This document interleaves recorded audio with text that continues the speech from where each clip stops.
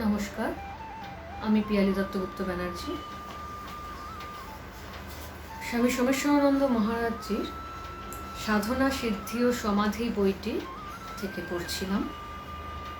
বিগত বেশ কয়েক মাস আমি আপনাদের কাছে আসতে পারিনি ব্যক্তিগত কিছু কারণে, এবং এরই মধ্যে স্বামীজি দেহ রেখেছেন, সেটাও একটা বিশেষ কারণ বটে। শেষের দিকে স্বামীজির সান্নিধ্য আমি পেয়েছিলাম, আমার পরম সৌভাগ্য, এবং তার আশীর্বাদ নিয়েই আমার এই পথ চলা শুরু। আজ তার আশীর্বাদ নিয়ে তারই লেখা বই স্বামী সোমেশ্বরানন্দ মহারাজজির সাধনা সিদ্ধি ও সমাধি বইটির বাকি অংশটুকুর কিছুটা পড়ে শোনাচ্ছি। পেজ নাম্বার 163, 163 পার্ট 2 অবধি হয়েছিল। আজ পার্ট 3 থেকে আমি পড়ে শোনাচ্ছি।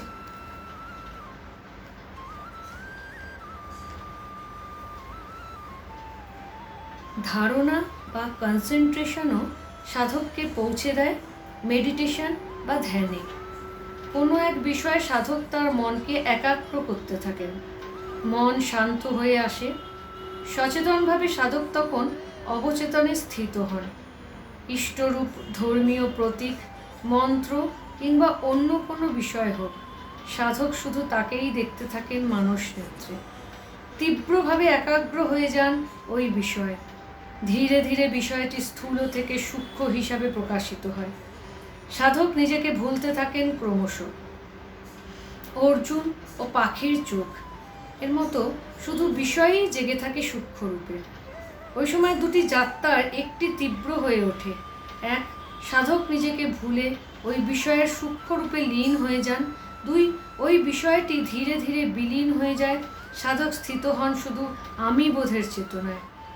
প্রথম যাত্রা যেন বহির্মুখী, দ্বিতীয়টি অন্তর্মুখী।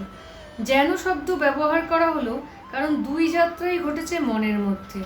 তবুও পাঠকের বোঝার জন্যে অন্তর্মুখ ও বহির্মুখ শব্দ প্রয়োগ করলাম। আমি বোধ সাধকের মনের কেন্দ্রে এবং বিষয়টি এই কেন্দ্রের বাইরে। বিষয় ও বিষয়ী, দৃশ্য ও দ্রষ্টা এভাবেই মিশে যায়। জেগে থাকে এক চেতনাবোধ। সাধক এখন সমাধিতে। অতি চেতনা থেকে তিনি অগ্রসর হন বিশ্বচেতনে। নিজের চেষ্টায় এগোন না। এই অগ্রসর হওয়াটা নিজে নিজেই ঘটে। বিশ্বচেতনে ভক্ত সাধক অনুভব করতে থাকেন ঈশ্বর লীলা, এক বিশাল দিব্যসত্তা চারিদিকে। সাধকের ইষ্ট তার লীলা সহচরদের সাথে নিত্য লীলায় রত। সাধকের কোনো বোধ থাকে না নিজের সম্বন্ধে। দিব্যসত্তারই লীলা সর্বত্র। মহাকাশ জুড়ে বিশাল নক্ষত্রমণ্ডল যেন ঘুরে চলেছে, নাচছে, আন্দোলিত হচ্ছে অসংখ্য নক্ষত্র। সমাধির এই স্তরে সাধকের সব আত্মপরিচয় মুছে যায়। অতীত ও ভবিষ্যৎ বিলীন হয় কালের গর্ভে। বর্তমান যেন নিত্য বর্তমান হয়ে দেখা দেয়। সাধকের কোনো রকম আত্মপরিচয় না থাকলেও বোধরূপে তিনি থাকেন ওই নিত্য বর্তমানে, ঈশ্বরীয় লীলারই অংশ হয়ে। জ্ঞানমার্গের সাধক ওই সমাধি স্তরে এক বিশাল সত্তার স্পর্শ পান। বিষয়ের ধ্যেয় বিলীন হয়ে যায়।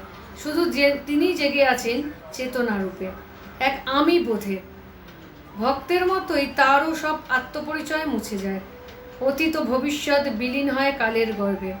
বর্তমান যেন নিত্য বর্তমান হয়ে দেখা দেয়। মহাকাশ জুড়ে সাধক তখন শুধু নিজেকেই অনুভব করেন। সর্বত্রই শুধু তিনি। সমাধির গভীরে চলে যান সাধক। এমন সমাধিস্থ অবস্থায় সাধক যখন থাকেন, সেই সময় জাগতিক পৃথিবীর মানুষেরা তাকে দেখে শান্ত সমাহিত অবস্থায়। তিনি যেন চলে গেছেন অনেক দূরের কোনো রাজ্যে। এই অবস্থায় বাইরের কোনো সাহায্য তার দরকার হয় না। তাকে থাকতে দিতে হয় সমাধিস্থ অবস্থায়। বিরক্ত করতে নেই তাকে। কিছুক্ষণ পরে তিনি নিজেই ফিরে আসবেন জাগতিক বোধে। অনেক সময় বিশেষ কোনো মন্ত্র বা ভজন করতে হয় সাধকের মনকে নিচে আনার জন্য। নিত্যলীলার আস্বাদন করতে করতে সাধক আরও গভীর সমাধিতে চলে যান।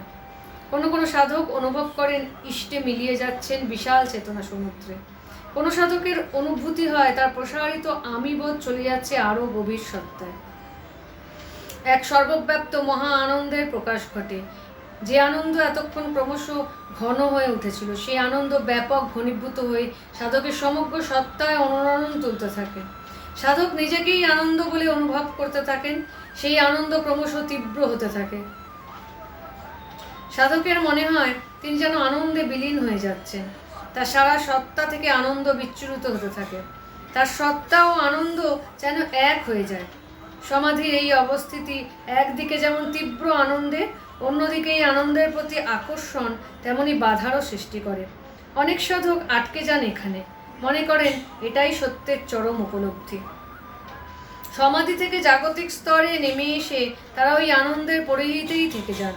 অনেক সাধক সমাধির ওই স্তরে নিজেকে সর্বব্যাপ্ত অনুভব করে এই উপলব্ধিকেই চরম সত্য বলে মনে করেন। আনন্দ বা সর্বব্যাপ্ত সত্তার অনুভব সত্ত্বেও অনেক সাধক এগিয়ে যান গুরুর নির্দেশ পেয়ে বা কোনো উচ্চতর আত্মার সাহায্যে। সমাধির স্তরে তারা চলে যান আরও গভীরে। সূক্ষ্মতর সত্তার মুখোমুখি হন ওই সাধকেরা। সত্তার কেন্দ্র থেকে চেতনা উঠে আসে ওই নতুন বিষয়কে বুঝতে, কিন্তু কোনো বিষয়ই আর খুঁজে পাওয়া যায় না। বাইরের সমস্ত বিষয় বিলীন হয়ে গেছে। ভেতরের আমিবোধও তখন খুবই সূক্ষ্ম হয়ে যায়, লীন হয়েতে চলেছে। এই অবস্থায় মহাশূন্যের মুখোমুখি হন সাধক। ওই মহাশূন্য যেন বাইরের বিষয়গুলিকে আত্মসাৎ করে নিয়ে সাধকের আমিবোধকেও গ্রাস করতে চলেছে। এক অসীম অতল সর্বগ্রাসী মহাশূন্য অনুভব করেন সাধক। এই মহাশূন্যের অনুভূতিতে অনেক সাধকই ভয় পেয়ে যান। তারা যেন এক মহামৃত্যুর মুখোমুখি হন। সমাধির এই স্তরে এক ভয়ানক পরীক্ষার সামনে পড়েন তারা। অনেকে তখন ফিরে আসেন আগের স্থিতিতে। এই স্তরকে ভেদ না করে তারা নিজে সংবরণ করেন, আরও গভীরে নিয়ে গিয়ে থেকে যান ওই স্তরে। আরেক দল সাধক অনুভব করতে থাকেন ওই মহাশূন্যকে। মহাশূন্যকে আমি জানছি, উপলব্ধি করছি, এমন চেতনায় থাকেন তারা। এই শূন্যতার অনুভূতি হয় যখন আমি বোধের স্থূল সূক্ষ্মতর অংশ বিলীন হয়ে যাচ্ছে। অতীতের কোনো স্মৃতি নেই। স্মৃতির সাহায্যেই মানুষের আত্মপরিচয় টিকে থাকে। কোনো রকম ভবিষ্যতের খেলা নেই। মনের আনন্দই ভবিষ্যতের দিকে নিয়ে যায় মানুষকে। আর বর্তমানে ধরার মতো বা দাঁড়াবার মতো কোনো বিষয় নেই। কোনো স্থূল সূক্ষ্ম বিষয়কে আশ্রয় করেই মন খেলা করে। এই অবস্থায় সমাধির এই স্তরে সাধকের মনে হয় যে পেছনে যাবার উপায় নেই, এগোবারও কোনো পথ নেই। বর্তমানে দাঁড়ানোর জন্য কোনো জমি বা আশ্রয়ও নেই। এক বিশাল মহাশূন্যের মুখোমুখি তিনি। এটাই যেন মহাভয়ের সৃষ্টি করে। সাধক বুঝতে পারেন না তিনি কোথায় আছেন, কিভাবে আছেন। সাধকের মন তো তখন থাকে না। তাহলে ওই শূন্যতাকে কিভাবে অনুভব করেন তিনি? জিজ্ঞাসা করেছিলাম কামাখ্যা পাহাড়ের তারানন্দজিকে। তিনি উত্তর দিয়েছিলেন, মন তো একটা মাধ্যম, যাহার সাহায্যে জাগতিক স্তরে বিষয়গুলিকে দেখা যায়, ছোঁয়া যায়। কিন্তু মনের পেছনে যে আমি বোধ, ওই চেতনার সাহায্যেই সাধক কাজ করেন। খুব উচ্চতর স্তরে সমাধিতে সাধক যখন শূন্যতাকে অনুভব করছেন, তখন ওই চেতনা বা বোধে তরঙ্গ ওঠে না। মন প্রায় বিলীন হয়ে গেছে ঠিকই, কিন্তু প্রায় বিলীন, একেবারে বিলীন নয়। ওই অবস্থায় মনের বীজ থাকে, এজন্য একে সবীজ সমাধি বলা হয়। সমাধির বিভিন্ন স্তরগুলির সম্বন্ধে একবার বলুন। কোনো এক বিষয় বা চিন্তাকে কেন্দ্র করে কেউ যখন সমাধিতে যান, সেটা সবিতর্ক সমাধি। চিন্তা অর্থাৎ তর্ককে কেন্দ্র করে উঠেছিল বলে এর নাম সবিতর্ক। কিন্তু কোনো ভাবকে কেন্দ্র করে উঠলে এর নাম নির্বিতর্ক, অর্থাৎ বিতর্ক নয়। আপনি কোনো চক্রের ওপর বা রূপের ওপর ধ্যান করতে করতে সমাধিতে চলে গেলে তা সবিতর্ক। আর ভক্তি, প্রেম, সৎ, আনন্দ ইত্যাদি ভাবের ওপর ধ্যান করলে সেটা হবে নির্বিতর্ক সমাধি। এই বিষয়গুলি স্থূলভাবে সাধকের মনে থাকে প্রথম দিকে। ধ্যান করতে করতে মন চলে যায় ওই বিষয়ের স্থূল থেকে সূক্ষ্ম রূপে। চেতন থেকে অবচেতনে চলে এসেছেন সাধক, কিন্তু কোনো অবস্থা থেকে এসেছেন। সবিতর্ক থেকে এলে তাকে বলে সবিচার সমাধি, আর নির্বিতর্ক অবস্থা থেকে এলে নির্বিচার সমাধি। শিবের ধ্যান করতে করতে যখন সূক্ষ্ম ইন্দ্রিয় দিয়ে দেখছেন বা শিবাত্মবোধ এলেন, তখন সবিচার সমাধি। এখানে বিচারের উল্লেখ কেন? কারণ শিবত্ববোধও আসছে এক বিশাল ধরনের চিন্তা তরঙ্গ সহ। কিন্তু নির্বিতর্ক, মনে করুন শিবের প্রতি ভক্তি বা তার অসীমত্বে যখন ধ্যান করছেন, যেটা একটা ভাব বা ফিলিং হিসাবে উঠছে, এজন্য এটা নির্বিচার। এই ভাবের উপর ধ্যান করতে করতে যখন এর সূক্ষ্ম রূপে পৌঁছেছেন, অর্থাৎ শুধু ভক্তি হিসাবে মনে জেগে উঠেছে, তখন সমাধিস্থ হলে সেটা নির্বিচার সমাধি। আরেকটা উদাহরণ নিন। কৃষ্ণ মন্দিরে বসে কীর্তন করতে করতে সাধক অনুভব করেন যে তার সমস্ত সত্তায় ভক্তি খেলে যাচ্ছে এক তরঙ্গ হিসাবে। কীর্তনের প্রথমে কৃষ্ণ প্রতিমার দিকে তাকিয়ে যে ভক্তি ছিল, পরে ওই প্রতিমা সরিয়ে নিল, ভক্তি তরঙ্গ চলতে থাকে। তখন ওই ভক্তি তরঙ্গ আর প্রতিমাকে কেন্দ্র করে নয়, ওটা থাকে সাধকের সত্তাকে কেন্দ্র করে। এভাবে সবিতর্ক সমাধি থেকে নির্বিতর্ক সমাধিতে যান সাধক, সবিচার থেকে নির্বিচার সমাধিতে। অনেকক্ষণ একটানা বলে থামলেন তারানন্দজি। শুধু শাস্ত্রজ্ঞান নয়, নিজের অভিজ্ঞতা থেকেও বলছিলেন তিনি। চোখ খুলে যেমন ধ্যান করা যায়, তেমনই সমাধিস্থ হওয়াও যায়, মন্তব্য করছিলেন তারানন্দজি। শুনেছি তার ক্ষেত্রেও এটা হয়েছিল। অমাবস্যায় এক মহানিশায় তন্ত্রসাধনা করতে করতে তিনি সমাধিতে চলে যান। পরদিন ভোরে কয়েকজন তাকে এই অবস্থায় দেখে ডাকাডাকি করলেও তিনি সাড়া দেননি। তারা গিয়ে খবর দেয় কাছের আশ্রমে, এক অঘরী সাধুর আশ্রম। শিষ্যদের নিয়ে তিনি এসে পৌঁছন। তারানন্দজি বসে আছেন পাহাড়ের এক কোণায়, চোখ খোলা অবস্থায়, সারা শরীর স্থির, শ্বাস চলছে খুবই আস্তে। ওই অবস্থায় তাকে ধরাধরি করে আশ্রমে নিয়ে এসে একটি ঘরে রাখা হয়। তিনি সেখানেও আসন করেই বসে, চোখ খোলা, যেন অবাক হয়ে কিছু দেখছেন। কিছু পরে তার ঘরের বাইরে বসে সাধুজি উচ্চস্বরে দেবী স্তোত্র পড়তে থাকেন। প্রায় 30-40 মিনিট পরে তারানন্দজির মন জাগতিক স্তরে নেমে আসে। সারা শরীরে এক ঝাঁকুনি। এরপর অনেকক্ষণ চোখ বন্ধ করে থাকেন তিনি। পাশেই মাটিতে পাতা বিছানা, সেখানে শুয়ে রইলেন। কি হয়েছিল সেই রাতে জিজ্ঞাসা করেছিলাম তাকে। চোখ বন্ধ করে সাধনা করছিলাম, মন খুবই শান্ত ছিল, মন্ত্র জপ করছিলাম। হঠাৎ এক বিরাট শব্দ। চোখ খুলে দেখলাম যে চারিদিকে আগুন, কিন্তু এ দেখে অবাক হয়নি, মনে প্রশ্নও আসেনি কোনো। কিভাবে কোথা থেকে আগুন এলো তা নিয়েও কোনোভাবে চিন্তা আসেনি। শান্ত মনে চোখ খুলে তাকিয়েছিলাম সামনে আগুনের দিকে।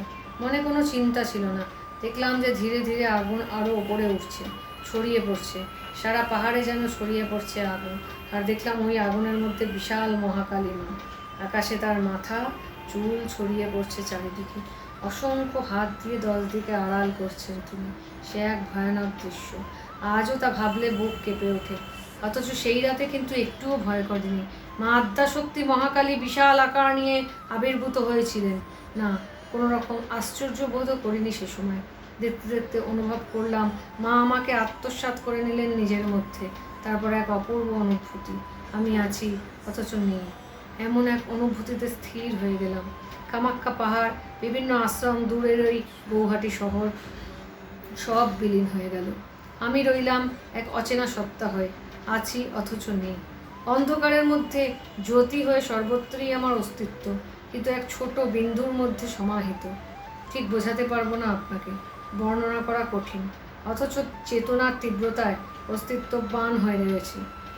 যখন জাগতিক স্থিতিতে নেমে এলাম, অগরী বাবার আশ্রমে প্রতিটি বিষয়, দেওয়াল, মেঝে, বিছানা এত জলজল করছিল, চোখ বন্ধ করেছিলাম বেশ কিছুক্ষণ, পরে শুয়ে পড়ি। আচ্ছা, আপনি যখন সাধনা করতে করতে সমাধিতে চলে গিয়েছিলেন, শান্ত মনে দেখছিলেন চারিদিকে আগুন ও পরে আকাশে মা কালীর বিশাল বিস্তৃত রূপ, তখন আপনার আত্মবোধ কেমন ছিল? কৌতূহল নিয়ে প্রশ্ন করি। নিজেকে সাধক হিসাবে বা চেতনা হিসাবে জ্যোতিরূপে কিভাবে অনুভব করছিলেন? আজ যখন সে কথা মনে করার চেষ্টা করি, খুবই অবাক লাগে। যেন এক অজানা অচেনা সত্তা ছিল আমার তখন। ওই সময় তো এই বিষয়ে কোনো চিন্তা বা ভাব ছিল না। এখন যখন ভাবতে চেষ্টা করি, এরকমই মনে হয় আমার সেই রূপ বা আমি বোধ আজকের আমির কাছে যেন এক অপরিচিত সত্তা। সেই আমি আজকের আমি নই। আজকের মতো সুনির্দিষ্ট কোনো সত্তা ছিলাম না তখন। কেমন যেন নিরাকার অপরিচিত সত্তা রূপান্তরিত হয়ে গিয়েছিলাম। চারিদিকে সব অনির্দিষ্ট, অনিশ্চিত। কি হচ্ছে, কি হবে, কিছুই বুঝতে পারছি না। অথচ আমার মধ্যে পরম প্রশান্তি। অনিশ্চিত অবস্থায় তো মানুষ নিজেকে নিরাপদহীন ভাবে, অথচ সে সময় আমার মধ্যে তা ছিল না। সাধনা ও সমাধির অনুভবের পার্থক্য কেমন?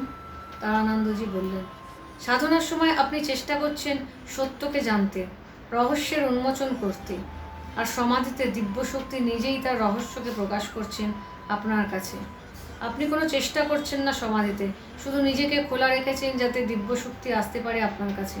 সাধনার সময় কোনো রকম দর্শন বা দিব্য অনুভূতি হলে আপনার মনে সন্দেহ আসতেই পারে, মন প্রশ্ন করতে পারে এর সত্যতা নিয়ে। সমাধি অবস্থায় এটা হয় না। তখন দর্শন বা অনুভূতি এত স্পষ্ট, এত তীব্র যে তা কোনো রকম সন্দেহের অতীত। এখন আমাকে যেভাবে দেখছেন আপনি, সমাধিতে এমন সন্ধ্যাতীতে অনুভূতি হয়। পার্ট 4। সবিতর্ক নির্বিতর্ক, সবিচার নির্বিচার, অস্মিতা আনন্দ। সমাধির বিভিন্ন স্তরকে ক্রমশ অনুসারে অর্থাৎ এক এক করে অতিক্রম করতে হয়, এমন কোনো কথা নেই। সবিচার থেকে কোনো সাধক চলে যেতে পারেন আনন্দ অবস্থায় বা সানন্দ সমাধিতে, কেউ বা সবিতর্ক থেকে অস্মিতা বা সম্মিতা সমাধি অবস্থায় চলে যায়। সাধক তো এই জন্মেই সাধনা করছেন না, আগের এক জন্ম বা বহু জন্ম থেকেই সাধনা করে যাচ্ছেন। সেজন্য একজন সাধকের যাত্রাপথ এক এক রকম হয়। ওপরে 4টি স্তরই মনে থেকে যায়। সূক্ষ্ম বা সূক্ষ্মতর রূপে অতিচেতনের রাজ্যেই এই সমাধি স্তরগুলি আসে। সেখানে থেকে বিশ্বচেতনে স্থিত হলে সাধক চলে যান বিদেহলীন বা প্রকৃতিলীন অবস্থায়। প্রথম 4টি স্তরকে পতঞ্জলির যোগশাস্ত্রে বলা হয়েছে সম্প্রজ্ঞাত সমাধি। এতে যারা স্থিত হয়েছেন, অর্থাৎ এতে অনায়াসে স্থিতি যিনি লাভ করেছেন, এবং বিদেহলীন প্রকৃতিলীন সাধকেরা দৈহিক মৃত্যুর পর আবার জন্ম নেন, তাদের সাধনা চলতে থাকে। তারা তখনও কম বেশি প্রকৃতির অধীন। মন সূক্ষ্মতম অবস্থায় রয়েছে। এর পরবর্তী স্তর হলো অসম্প্রজ্ঞাত সমাধি। অসম্প্রজ্ঞাত সমাধিতে গেলেও পুনর্জন্ম হতে পারে, কারণ বীজের আকারে দিব্য সংস্কারগুলি তখনও রয়েছে। এজন্য একে বলা হয় সবীজ সমাধি। এখানে জাগতিক সংস্কার না থাকলেও আধ্যাত্মিক সংস্কারগুলি থাকে। পরবর্তী স্তরে সাধক ওই শুভ সংস্কারগুলিকে অতিক্রম করে যান। তখন কোনো রকম সংস্কারই থাকে না, এমনকি বীজ আকারে বা অবস্থাতেও নয়। তখন সেটা নির্বীজ সমাধি। নির্বিকল্প সমাধির উচ্চতর স্তরে পৌঁছে যান সাধক। গোলাপ গাছ থেকে প্রথমে কাঁটা দূর হয়েছিল, এরপর ফুলও, কিন্তু গাছটি থেকে গিয়েছিল, যা নতুন বীজের জন্ম দিতে পারত। এবার তাই গাছকে পুড়িয়ে দেওয়া হলো। তবে কি সবই বিলীন হয়ে যায়? কোনো কিছুরই অস্তিত্ব থাকে না অসম্প্রজ্ঞাত সমাধি বা নির্বিকল্প সমাধিরও উচ্চতম স্তরে? তা নয়, রূপকের সাহায্যে বোঝানো যাক। গোমুখ থেকে বেরিয়ে অনেক রাস্তা অতিক্রম করে বঙ্গোপসাগরের কাছে গঙ্গা নদী ধীরে ধীরে সাগরের সঙ্গে মিশেছে। তখনও জল কিছুটা মিষ্টি, নদীর তো তখনও কিছুটা আছে। আরও পরে গঙ্গা নদী আর দেখা যাচ্ছে না, শুধুই সাগর, নোনা জলের স্বাদ। তবে কি নদী হারিয়ে গেল? অস্তিত্ব বিলীন হয়ে গেল? হ্যাঁ এবং না। নদীর মূল সত্তা তো জল। নদীর সেই জল সাগরে মিশিয়ে দেখল দুই জলেরই সত্তা H2। তেমনি ব্যক্তি বা সাধকের মূল সত্তা ঈশ্বর বা ব্রহ্মের মূল সত্তা একই। এই কি শেষ অবস্থা? ব্রহ্মজ্ঞান, মুক্তি, নির্বাণ, কৈবল্য? হ্যাঁ, অধিকাংশ সাধকের ক্ষেত্রে এটাই পরম চরম অবস্থা। অতি উচ্চ স্তরের সাধকেরা ওই অবস্থা থেকে ফিরে আসেন দিব্য লীলার শরিক হয়ে। গঙ্গা নদী সাগরে মিশে ওই এক অদ্বৈত সত্তার উপলব্ধি, গঙ্গা নদীর অস্তিত্ব আমাদের কাছে আজও রয়ে গেছে। হরিদ্বার, প্রয়াগ, বারাণসী, পাটনা, কলকাতায় আজও তাকে দেখা যায়। মানুষ ওখানে স্নান করে, তর্পণ করে, শিশিতে ভরে গঙ্গাজল নিয়ে আসে ঘরে। প্রিয়তম শিষ্য নরেন্দ্রনাথকে বলেছিলেন শ্রীরামকৃষ্ণ, নির্বাণকে আদর্শ করেছিস কেন? ওর চেয়েও উঁচু অবস্থা আছে, ছাদে উঠে নেমে আসা। তখন দেখা যায় যে চুন সুরকি দিয়ে ছাদ তৈরি হয়েছে, তা দিয়ে সিঁড়িও তৈরি হয়েছে। তখন চোখ বন্ধ করলেও ঈশ্বর, চোখ খুললেও ঈশ্বর।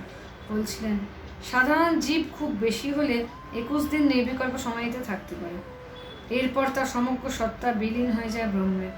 এরা জীব কোটি। আর আছেন ঈশ্বর কোটি, যারা জীবকে পথ দেখাবার জন্য ফিরে আসেন।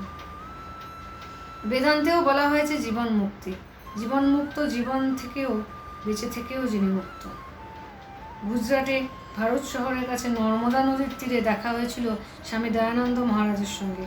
হিমালয় ডিভাইন লাইফ সোসাইটির সাধক হিসাবে প্রথম অবস্থায় ছিলেন। কয়েক বছর পর বেরিয়ে পড়েন তীর্থযাত্রায়। সারা ভারত ঘুরছেন 2 বার। নর্মদা পরিক্রমার পথে ওই জায়গায় আছেন গত 1.5 বছর ধরে। সাধনের প্রথম দিকে ধ্যান করতাম 2 ভ্রুর মধ্যে, আজ্ঞাচক্রে বলেছিলেন, তিনি সাধনা করতে করতে অনুভব করেছিলাম যে ভ্রূমধ্যে কপাল নয়, কিছুটা ভেতরে মাথার মধ্যে। পরে বুঝলাম ওই জায়গায় আমি বোধের কেন্দ্র। ওই আমি বোধে ধ্যান করা শুরু করলাম। করতে করতে ওই বোধ পরে চলে গেল হৃদয়ে, বুকের মাঝখানে, ভেতরে। এই বোধকে দেখছি বড় জ্যোতির আকারে, যা আগে ছিল বিন্দুর মতো ছোট। মন শান্ত হয়ে যেত সহজেই। চেষ্টা করতাম আমি বোধে ধ্যান করতে। অনুভব করতাম এক বিন্দু আর বড় গোল জ্যোতির মধ্যে আমি বোধ স্পন্দিত হতো। সেই বোধ অস্মিতা অনুভব করতাম চেতনা হিসাবে। ওই চেতনাই আমি। ধীরে ধীরে শরীর বোধ চলে যেত। মন শান্ত হওয়ার সঙ্গে সঙ্গে অতীত ক্রমশ মুছে যেত। ভবিষ্যতের কোনো রকম ইচ্ছাও বন্ধ হতো। বর্তমানে আমি স্থিত এক বোধ হিসাবে। শুধু এই অনুভবই হতো। আমি বোধে ধ্যান করতে করতেই একদিন মন নিজেই ওখানে যেন আটকে গেল। বাইরের জগৎ বিলীন হয়ে গেল। বাইরে কোনো রূপ আওয়াজ আসছিল না। নিজের শরীরকে সম্পূর্ণ ভুলে গিয়েছিলাম। মনও যেন তখন নেই, শুধু আমি আছি, ব্যাস। সময়ের কোনো হিসাব ছিল না। স্থান, কাল, পাত্র মুছে গিয়েছিল। নদী তীরে বসে আছি অথবা আশ্রমে, সকাল না সন্ধ্যা, শুয়ে আছি না আসনে বসে, কোনো হুঁশই ছিল না। শুধু আমি আছি। এই আমি শরীর মন নয়, চেতনারূপে বোধ। বেশ কিছুক্ষণ ছিলাম ওই অবস্থায়। পরে জেনেছি 40 মিনিট ওই অবস্থায় আমি ছিলাম। এক অপূর্ব আনন্দ, যে আনন্দে উচ্ছ্বাস ছিল না। ওটাই প্রথম সমাধির অভিজ্ঞতা। ধ্যানের পর জাগতিক সত্তায় ফিরে এসে অনেকক্ষণ চুপ করে বসেছিলাম। মন ছিল খুবই শান্ত। এদিক ওদিক চোখ যাচ্ছিল, দেখছিলাম সেসব, কিন্তু কোনো প্রতিক্রিয়া ছিল না। উদাসীনভাবে সব দেখে যাচ্ছিলাম। বলে যাচ্ছিলেন দয়ানন্দজি। এরপর মাঝে মাঝে এরকম অনুভব করতে লাগলাম। লক্ষ্য করলাম সেই সঙ্গে কিছু সূক্ষ্ম শক্তির উপলব্ধি করলাম। 2-1 দিন পর ঘটবে এমন ঘটনা ছবির মতন আমার মনে ভেসে আসতো। ঈশ্বরের কাছে কোনো কিছুরই জন্য প্রার্থনা করলে তাড়াতাড়ি পেয়ে যেতাম সেগুলি।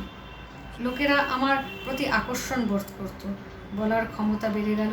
নতুন নতুন গভীর চিন্তা নিজেই হাজির হতো আমার কাছে। এগুলি নিজে নিজেই হতো। রাস্তায় বেরিয়ে বাড়িগুলির দিকে তাকিয়ে থাকতাম। অনুভব করতাম কামনা বাসনা তরঙ্গ দিয়ে ওগুলির সৃষ্টি। মানুষেরা যেন যন্ত্রের মতো হাঁটছে, কাজ করছে, কথা বলছে। নিজের দিকে তাকিয়ে থাকলেও মন নিরাসক্ত থাকতো। শরীরটা হেঁটে যাচ্ছে, আমি নই। চোখ দেখছে, কান শুনছে, আমি কিছু করছি না। খাবার সময় অনুভব করতাম যে হাত রুটি এনে মুখে দিচ্ছে, মুখ খাচ্ছে, আমি নই। এভাবে নিজের শরীর মনকে দেখতাম। আমি নির্লিপ্ত। মাঠের এক কোনায় বসে আমি খেলা করছি। চোখ, মুখ, কান, নাক খেলা করে যাচ্ছে। বৃষ্টিতে হেসে চলেছি। শরীর ভিজছে, আমি নই। বেশ মজা লাগতো। এটাই কি আত্মজ্ঞানের অবস্থা? আমার প্রশ্ন। না না, সঙ্গে সঙ্গে বলে উঠলেন দয়ানন্দজি, এটা সাধারণ স্তরেই হয়। ধ্যানে আমি বোধে অনেকক্ষণ থাকলে শরীর মন থেকে একটা আলাদা হয়ে যায় সাধক। জাগতিক স্তরে এসে তিনি স্পষ্টভাব অনুভব করেন নানা কাজকর্মে। সমাহিত অবস্থায় উচ্চতর সত্যের যে উপলব্ধি হয় তার রেশ থাকে দৈনন্দিন জীবনেও। এটা তারই লক্ষণ। তবে এটা তো খুব উঁচু স্তরের অনুভূতি নয়, সাধারণ সাধকের অনুভূতি হয়। আবার প্রশ্ন করি, প্রথম যে সমাধি লাভ করেছিলাম আপনি, তারপরেই নিশ্চয়ই সমাধিস্থ হয়েছিলেন আবার? প্রথমে যে সমাধি লাভ করেছিলেন আপনি, তারপরেও নিশ্চয়ই সমাধিস্থ হয়েছিলেন আবার? হ্যাঁ, প্রথমবার হওয়ার পর মাঝে মাঝেই এটা হতো। তখন সাধনা করার সময় একেবারে নির্জনে চলে যেতাম, লোকালয় থেকে অনেক দূরে, যাতে সমাধিস্থ হয়ে পড়লে আমায় কেউ বিরক্ত করতে না পারে। প্রথমবারের মতোই অনুভব হতো। তখন 6-7 মাস পর একদিন ধ্যানে অনুভব করলাম আমার আমি বোধ ক্রমশ বড় হয়ে চারিদিকে ছড়িয়ে পড়ছে। এক ছোট আলোর কণা থেকে আমি হয়ে গেলাম এক বিশাল জ্যোতি। ওই জ্যোতিকে যে দেখতে পাচ্ছিলাম তা নয়, অনুভব করছিলাম। আকাশ, বাতাস, পাহাড়, নদী, মাঠ, সব জায়গাতেই আমি। একে ব্যাপক আমিবোধ জেগেছিল তখন।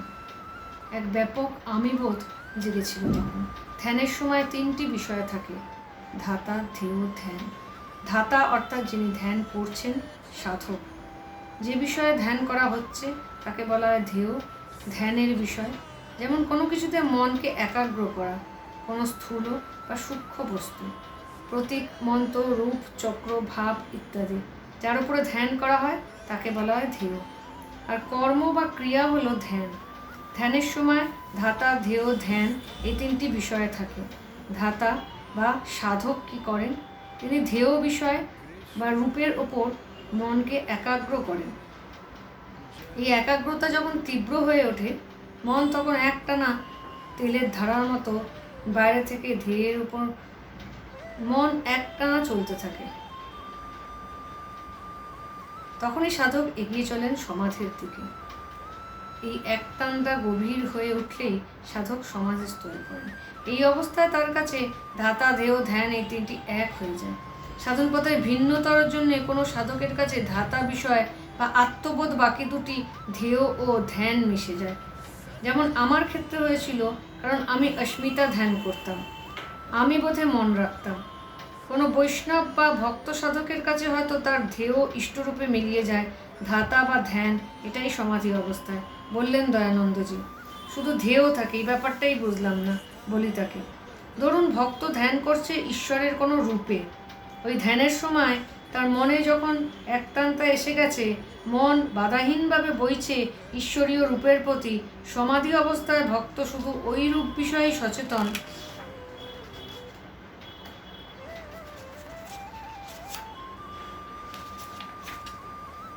থাকবেন, নিজেকে ভুলে যাবেন। ধ্যান করছে ও কথাও মনে থাকবে না, ঈশ্বরীয় রূপের মধ্যে তিনি যেন হারিয়ে যাবেন। ফলে ধ্যানকর্তা থাকেন না, ধ্যান ক্রিয়াও থাকে না, সব কিছু যেন গ্রাস করে নেয় ধ্যেয়। এটা হলো নির্বিকার সমাধি, নির্বিচার সমাধি। এর আগের অবস্থা সবিচার সমাধিতে দ্বৈতবোধ থাকে, নির্বিচার সমাধিতে এটা থাকে না। আমার কৌতূহল বেড়েই চলে, জিজ্ঞাসা করি, নির্বিচার সমাধিতে গিয়ে কি হয়? হাসলেন দয়ানন্দজি, কিছুক্ষণ চুপ করে থেকে বললেন, এটা ধ্যানের মাধ্যমে নিজে উপলব্ধি করাই ভালো। অন্যের কাছে শুনে বা পড়ে ঠিক বোঝা যায় না, তবুও চেষ্টা করে দেখি। আপনি প্রশ্ন করলেন বলে যতটা সম্ভব উত্তর দেওয়া যায় তার চেষ্টা করি।